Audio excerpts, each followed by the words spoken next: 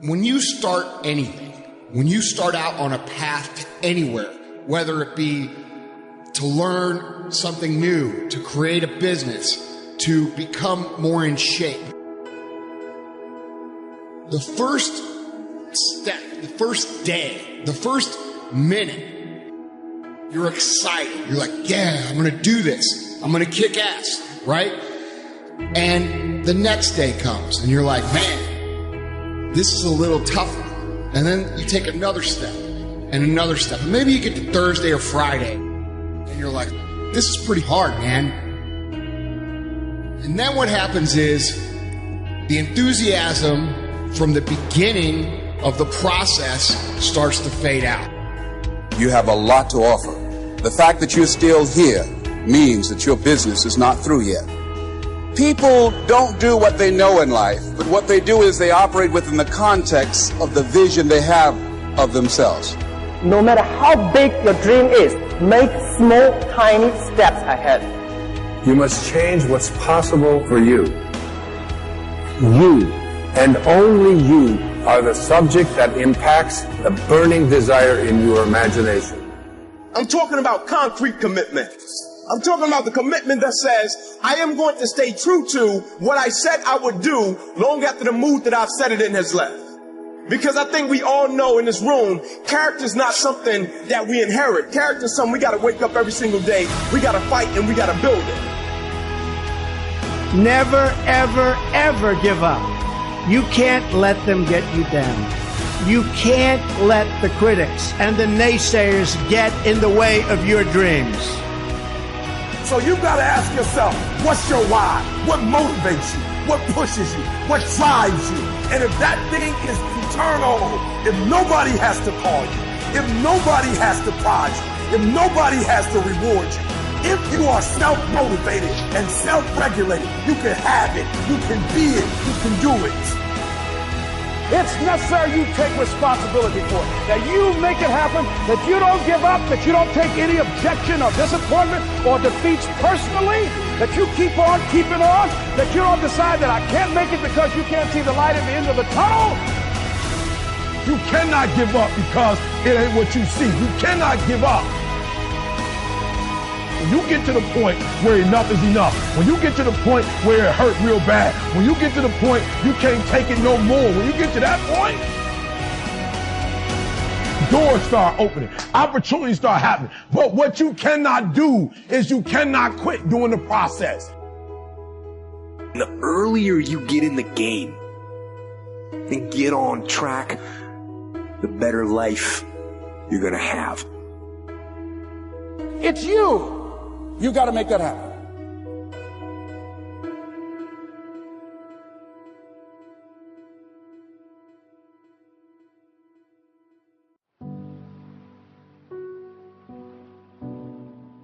The first step before anybody else in the world believes it is you have to believe it. There's no reason to have a plan B because it distracts from plan A. I want to represent an idea. I want to represent possibilities. I want to represent the idea that you really can make what you want. One of my favorite books is The Alchemist, Paulo Coelho. And I just believe that. I believe that I can create whatever I want to create. Pain is not your enemy. Pain is your servant. And pain is telling you that there's a problem here and you need to get it fixed. You need to drag it out of the dark and you need to deal with this, and you have to decide enough is enough. It's time for a new direction. It's time to say that's it. Turn to somebody and say that's it. Passivity is a spirit and it'll kill you. It'll kill your relationships. It'll kill your home. It'll kill your marriage. If we just sit back and do nothing, it'll kill you. There's a redemptive power that making a choice has, rather than feeling like you're at effect to all the things that are happening. Make a choice. Like, you just decide what it's going to be who you're going to be, how you're going to do it. Just decide. And then from that point, the universe is going to get out your way. Most people dabble in a million things, they master nothing, and they wonder why they're unfulfilled. In people's lives, there's only maybe half dozen, 7, 8 categories that really matter. Most people, they major in minor things. They focus on stuff that doesn't matter. They know more about this celebrity going in and out of rehab than they do about their own personal development. So if I had no other message to offer your viewers, and you let me give it to them right now, I'll tell you what I believe. I believe our lives are controlled by one force. Your brain is divided into 2 halves. Each half of your brain has millions of factory workers on each side. At the forefront of each one of those factories is a forming positive, and you got forming negative. You're the boss of the factory. You wake up in the morning and you say, man, I don't feel myself today. Forming negative hears that. He said, hey, the boss just woke up and said he's having a bad day today. Let's get to work. And your day starts tumbling into what you ordered. You could wake up in the morning and you say, you know what? Today is going to be a great day today. Man, thank you, Lord, for waking me up this morning. Forming positive turns around and goes, Steve's having a great day today. He's expecting some wonderful things to happen. And man, let's get it going. And they start manufacturing thoughts. You have got to change the way you think. It is the whole determining factor of where you go in life. This is the truth, is that so many of us say that we want to change, but many of us are unwilling to pay the price to change. And really, all of change comes from not focusing on what you can't control. It comes from focusing on what you can control. All of change has a price tag attached to it. That today, each and every one of us, we have to count the cost. Do we actually want to change? Are we willing to pay the price for change? Winter comes after fall. Night comes after day. Difficulty follows opportunity. Recession always comes after expansion. It's been the rhythm of life for the last 6,000 years of recorded history. So the winters are going to come. The winter of sickness, the winter of disappointment, the winter of devastation, social winters, economic winters, personal winters when your heart is smashed in 1,000 pieces and the nights are unusually long. It's simply called wintertime. But the winters are inevitable. So it has been for the last 6,500 years recorded history. You say, well, Mr. Rohn, what can I do about the winters of life? The most important decision you can make above any on the face of the earth is deciding that no matter what happens in your life, no matter what happens, you're going to live in a beautiful state. Life is short. We don't know how short it's going to be. But if you only had a week to live, I bet you wouldn't allow yourself to suffer over a little crap that makes you crazy normally. I think you would probably spend time with those you love. You would do what you love. You'd take awe in a sunset. You'd smell the air. You would take in everything in those final moments that you possibly do. So my thing is, why wait? Right?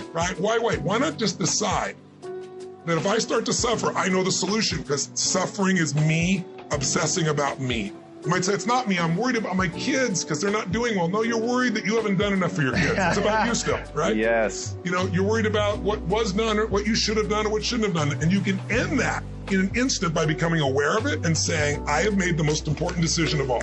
Right. I'm going to live in a beautiful state. You know, there are many influences on us. One is the influence of the past. Some people are always pulled back by the past. Some people are always pulled aside by the distractions. But here's what's powerful. If you have a list of high purpose in your life, it pulls you toward the future.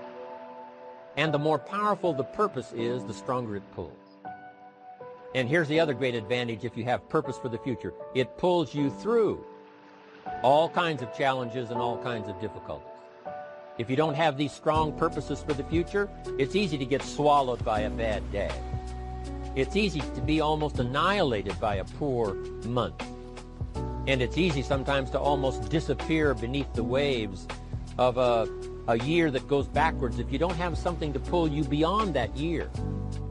So if you want something to pull you through all kinds of challenges, all kinds of difficulties, and things that come at you, you got to have something on out there, beyond today, beyond next week, beyond next month, beyond this year, that pulls you into the future.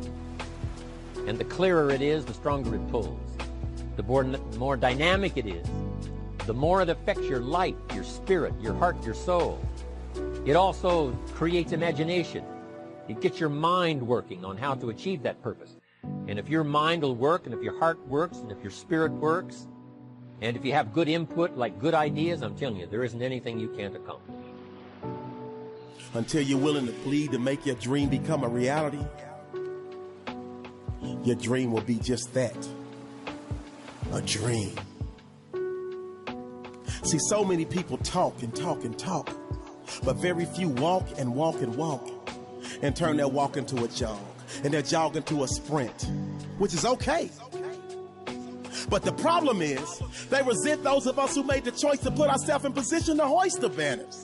They resent those of us who made the choice to keep pushing, even when our skin got a little moist, because we understood that that moisture, aka sweat, would eventually build, and all of that sweat equity would allow us to never sweat or worry about struggle. That sweat equity would allow us to never sweat, worry, or stress, because winners like us chose to bury all of our fears. Winners like us chose to bury all of our doubts, all of our indiscretions, and we took all of our life lessons and refurbished, repackaged, recreated, and reused all of the pain, all of the hurt, all of the failure, all of the setbacks, and turned them into get-backs. And that's why we continuously get back up, and we'll always get back up. When life pops up and pops us in the mouth, we may drop and we may go down, but it's never for the count. You can bet your bottom dollar that you can count on winners like us to always come through in the clutch. The separation of talent and skill is one of the greatest misunderstood concepts for people who are trying to excel, who have dreams, that want to do things. Talent you have naturally. Skill is only developed by hours and hours and hours of beating on your craft.